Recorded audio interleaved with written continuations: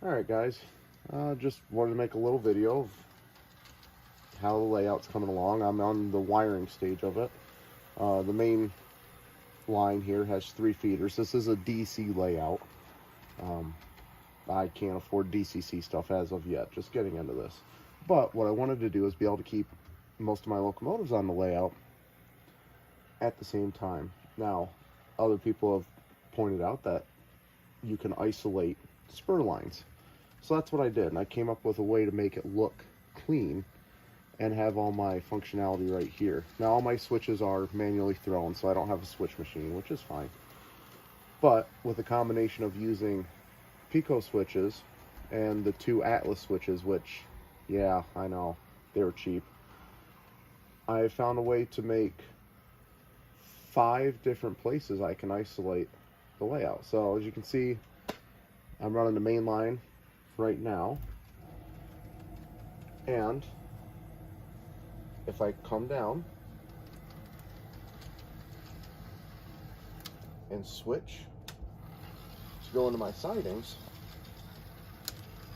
you can see when I get to the end here, the train shuts off. Well, that's because I have that line isolated. So I could leave a locomotive on that line.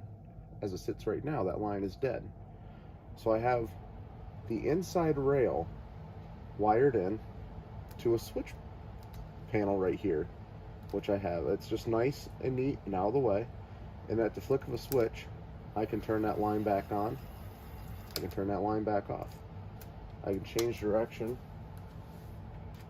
and head on to this spur line here. Flip my switch.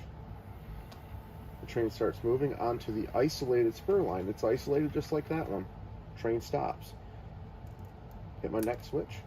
There goes the train. It's a block system. It's very cheap and easy. I have, with the wiring and the switches here, I have, I bet, $25 into this. And I have the same setup on the sidings over here. Now the sidings are a little bit different of a story for my switch yard. So I didn't want to isolate, go put more isolation points in than I had to. Well, that's where the Peco switches come in. They are power directional. So I can have it lined up to go onto this line. I can shut this line off, train won't move.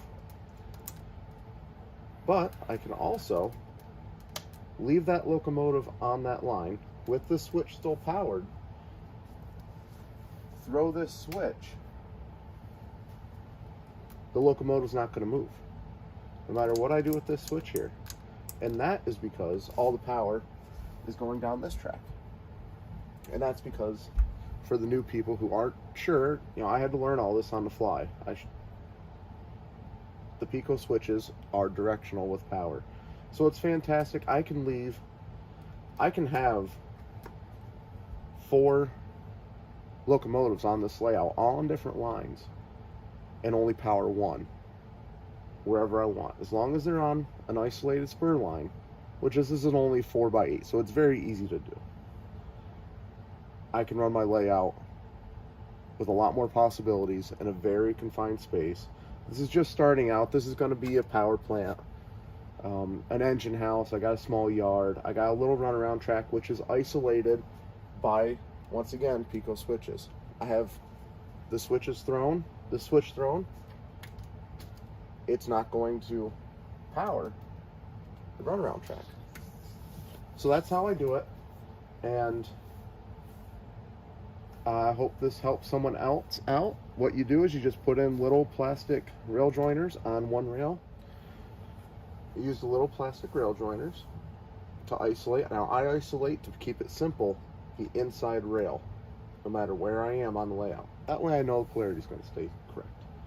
So that's just how I do it. If anybody wants any close-ups, I mean, it's pretty simple, pretty easy. I'm sure a lot of people do it, but I thought it was pretty fun. A nice little electrical play around thing. And all my all my wire connections are actually disconnect, so I can disconnect the layout from my power source and carry the layout wherever I want. That's another nice thing about a 4x8. Don't let anybody put you down. So anyway, that's how I wired my layout. I got 2 more switches down here, so I can isolate 2 more places. I don't know if I will on this shorter layout, but eventually going that way, I'm going to add another 4 feet to the layout, and there's going to be a mine over there. So I got 2 more places I can isolate. I can isolate that entire side if I want to, so that'll be nice. If anybody has any good recommendations on a more powerful transformer, let me know, because I do double head, and it'd be nice to have something with a little bit more power, especially as I get more track. I'm going to want more output. But that's it for now. Another thing you can do if you have somebody is, if you have 2 transformers and you isolate over there, I guess you probably could run a single layout with 2 transformers, as long as you're isolated, and put a switch in between the 2. I'll work on that and see how I can come up, what I can come up with.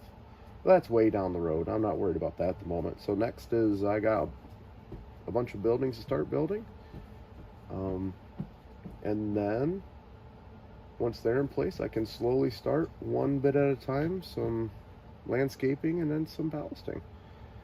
So here we go. Thanks.